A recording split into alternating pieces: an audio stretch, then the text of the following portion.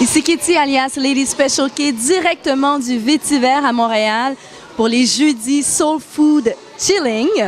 À mes côtés, j'ai Chilandre et Ingrid qui viennent nous parler du premier dîner en blanc en Haïti. Comment ça va les filles? Très bien. Ça va, merci. Et toi? Ça va super bien. Je suis vraiment contente que vous avez accepté mon invitation. Écoutez, c'est une aventure complètement folle d'organiser un dîner en blanc en Haïti. Premièrement, expliquez-nous qu'est-ce que c'est que les dîners en blanc? Le dîner en blanc, c'est une réunion d'amis. C'est une célébration d'amitié, de simplicité, de sobriété et d'élégance. Réellement, c'est vraiment ça. C'est un événement qui a commencé en France en 1988. Et aujourd'hui, au moment où on se parle, c'est dans à peu près 40 villes différentes. Nous, on a pris le défi, toutes les trois, Carla, Chilandre et moi, de transporter cette expérience magique qu'on a nous-mêmes vécue à Montréal l'année dernière en Haïti. Pourquoi en Haïti? D'abord, comme Ingrid vient de le dire, on l'a vécu à Montréal. C'était mémorable. On s'est dit c'était vraiment quelque chose à revivre. Donc, au mois de novembre dernier, Carla, elle a eu la brillante idée. Notre chère Carla avec ses brillantes idées. Mais une chance qu'elle a des brillantes idées, hein? Des idées folles. Puis de reproduire le concept en Haïti. Alors, elle a appelé Ingrid. Ingrid embarque. Elle m'appelle. J'embarque, évidemment. Puis, on s'est dit, ce qu'on voulait faire, c'est de faire partie de ce rebranding, cette nouvelle image d'Haïti, redorer un peu les blasons. On sait que Haïti, malheureusement, on n'a pas toujours la couverture médiatique qu'on voudrait, l'image qu'on voudrait projeter, alors qui est tout au contraire de ce qui se passe vraiment là-bas. Donc, c'était de se dire, c'était notre contribution, notre grain de sel, finalement, aux belles choses qui se passent déjà sur place. Alors, ça va se passer le 13 juillet prochain. Comment qu'on orchestre un événement comme ça? Parce que c'est quand même un événement c'est une franchise, finalement, hein? Comment ça s'orchestre? La première des choses, il faut vraiment spécifier, on est vraiment bien entouré. Puis l'avantage qu'on a, c'est que le dîner en blanc international est pour nous une opportunité de pouvoir bien transporter l'expérience en Haïti. Il y a une structure qui existe déjà, il y a un concept qui existe déjà, il y a des valeurs très claires et très sûres et super belles qui nous ressemblent à nous personnellement comme organisatrices puis qui ressemblent un petit peu à ce qu'on aimerait transmettre en tant qu'haïtienne à travers le monde. C'est le genre de rayonnement de valeurs qu'on aimerait avoir du pays, de la culture, de la communauté qu'on est. Donc, pour revenir à ta question, tout commence par le dîner en blanc international. On prend le package, puis on essaie de voir, d'étudier selon le marché, selon les gens avec qui on a affaire là-bas en Haïti, selon la cible qu'on essaie de viser, soit la diaspora qui est soit à Montréal, à Boston, à Miami, à New York, et la cible qui est locale en Haïti, de voir comment on peut, bien définir et dessiner ou réadapter l'événement du dîner en blanc à la base pour qu'elle puisse bien fonctionner et vivre et mouvoir dans un milieu haïtien. Puis dans un deuxième temps, comment on arrive à communiquer une expérience qui est tellement abstraite, mais vraiment magique et féerique et intense, puis qui fait que tu veux juste pas retourner chez toi à 11h quand c'est fini. Comment tu arrives à transmettre ça à des gens qui ont aucune idée du concept, qui comprennent pas le principe de « je m'habille en blanc, pourquoi? J'amène ma table, ma chaise, why? » Donc c'est vraiment ce défi-là qui nous a poussés à repenser la façon de le faire en Haïti. Donc, c'est de l'organisation, c'est de s'entourer des bonnes personnes, c'est d'avoir l'humilité d'admettre ce que tu connais puis ce que tu connais pas pour être capable de faire des choix judicieux et simples puis être capable de mener la barque à bon port. On a des alliés en Haïti incroyables que je nommerai pas parce que la liste elle est très longue. On a des gens ici à Montréal qui nous prêtent main forte à chaque seconde. La famille, les amis. Ça n'a pas été difficile de convaincre les gens. C'est ça qui est vraiment merveilleux aussi, c'est que on présente l'idée. Il y a beaucoup de gens qui ne savaient même pas c'était quoi un dîner en blanc. OK. Pourquoi? Ben parce que justement, il y a l'envergure internationale, il y a ce caractère-là. Il y a le côté un peu mystérieux, chic, urbain. Puis aussi le fait que ça se passe là-bas en Haïti, dans une terre qui est aussi fertile, puis où il y a autant d'effervescence au niveau de projets, que ce soit à caractère local ou international. Sous le signe de l'espoir, hein? Oui. Mais là, je comprends qu'en coulisses, c'est plein de défis. Oui. Mais là, on est sorti de l'abstrait. Là, c'est vraiment dans le concret. Ça va avoir lieu. Il y a des collaborateurs, des partenaires compagnies aériennes, des hôtels et tout. Dans le concret, comment que ça s'organise? Quelqu'un qui nous écoute, qui va écouter cette interview-là, qui aura envie justement d'embarquer dans l'aventure, comment ça se passe? C'est quoi les paramètres? Si on prend la place d'un invité, de quelqu'un qui voudrait participer au Dîner en Blanc, il y a 3 phases d'inscription. Donc, la première vague, les gens qui sont invités, ce sont les amis des organisateurs. Vraiment la phase 1, on pourrait dire. Ensuite, ce sont les amis des organisateurs. Donc, les gens qui sont parrainés par ces premiers invités qui se seront inscrits à l'événement. Ensuite, il y a cette liste de gens qui ont soif de participer, qui veulent en faire partie, qui ont vu, qui en ont entendu parler, bien évidemment, et qui se sont inscrits à la liste d'attente. Donc, en 3e phase, s'il y a encore un peu de place, mais cette liste d'attente, elle reçoit aussi une j'avais invitation. pas compris ça comme Oui. ça.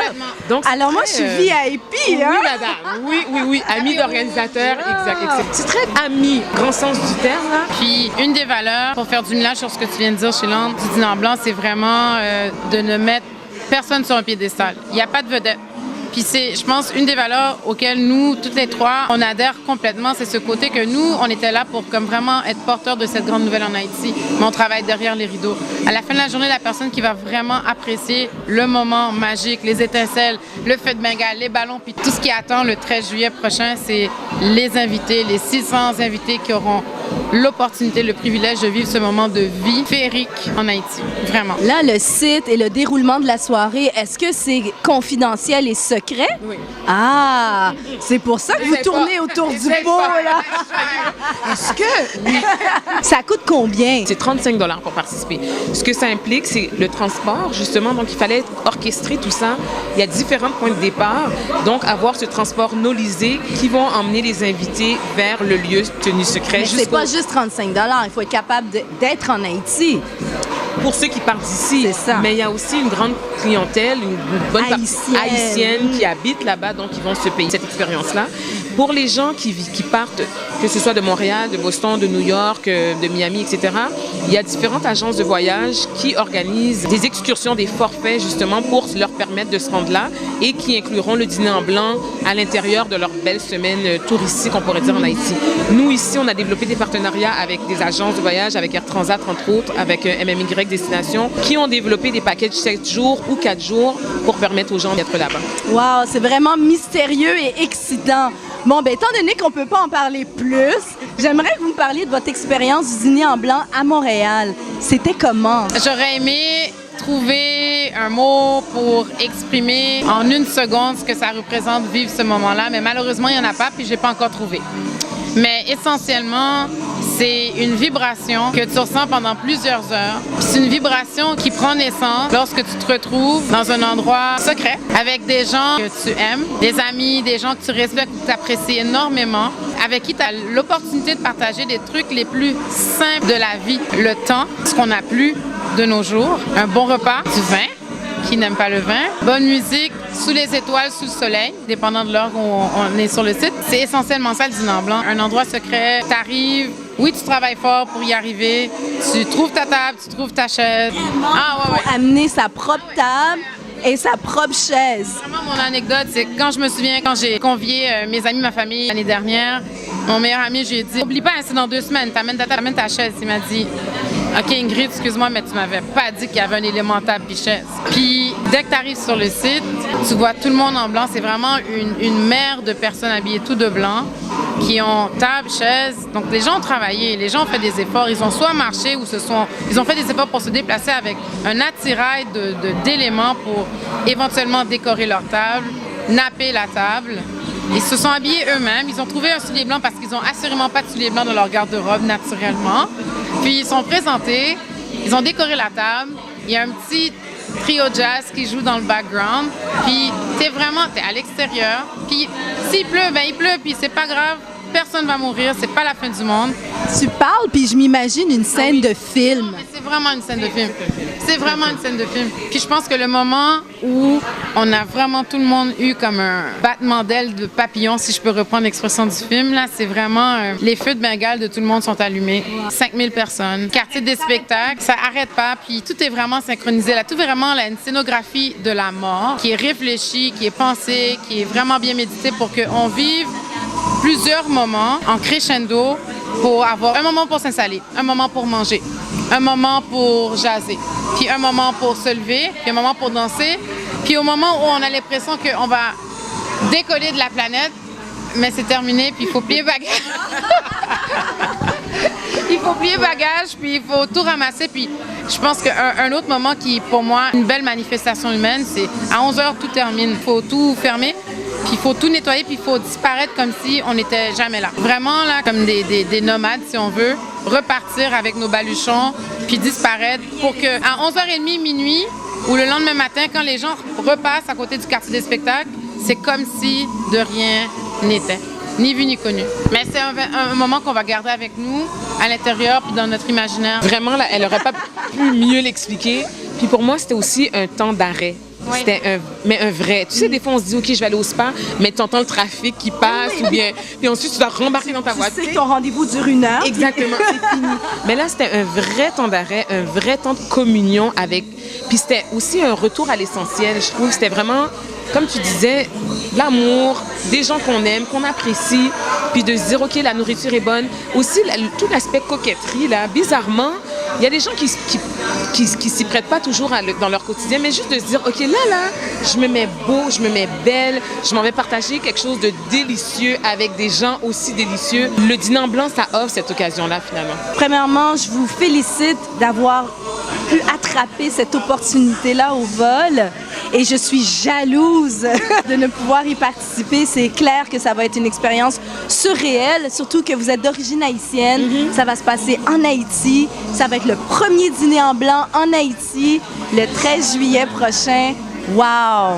Quelle aventure! Tout ce que je peux vous souhaiter, c'est d'en profiter au max. Est-ce que vous avez un dernier message à nos auditeurs, aux gens qui vont vous accompagner et aux losers comme moi qui vont rester à Montréal? On va commencer par les losers. On vous attend l'année prochaine. OK? Commencez déjà à faire vos préparatifs. Commencez à rentrer ça dans votre agenda. Puis pour ceux qui pensent y aller, définitivement de se rendre sur la plateforme. C'est sur le site haïti.dînerenblanc.info. S'inscrire sur la liste d'attente de la plateforme. Et là, s'il y a encore de la place, vous recevrez définitivement votre invitation pour vous rendre. Puis s'il y a des questions, bien, définitivement nous écrire à l'adresse courriel qui est sur le site. Au nom de toute l'équipe, vraiment, on a des gens de partout, à tout moment, de tous les côtés qui nous ont supportés, jour et nuit, pour absolument rien. Le seul objectif, c'était de nous supporter, puis de concrétiser, puis de cristalliser cette vision-là. Donc, à tous ces gens-là, sans les nommer chacun, ils savent qui ils sont. Merci. That's it. Merci. Merci Chilante. Merci Ingrid. Merci. Have fun. Thank you. Vraiment, merci.